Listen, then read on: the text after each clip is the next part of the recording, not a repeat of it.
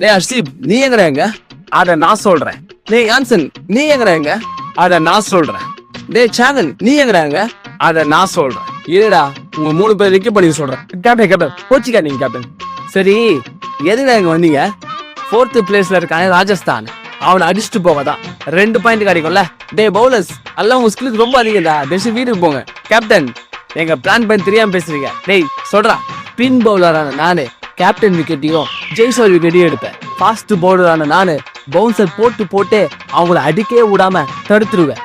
சூரியவன்ஷுடைய விக்கெட்டை நான் எடுப்பேன். அவ்வளவுதான், 2 பாயிண்ட் வாங்கிட்டு 4 இருக்கிறோம். அப்ப பினிஷர் விக்கெட் யார் எடுப்பா?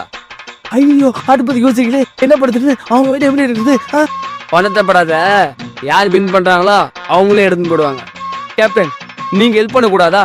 உங்க டீம் பவுலர்னாங்க, எங்களுக்காக இதை கூட செய்யக்கூடாதா? செய்ய நினைச்சா செய்யவிடதான் செய்யறவங்கலாம். ஏண்டா அன்னைக்கு என்ன சொன்ன? டீம் ஜெயிக்கிறதுக்கு காரணம் கேப்டன் கிடையாது, பிரீத்தி சிந்தாதான் சொன்னேன். நீ எப்ப ஜெயிச்சுக்க நாய?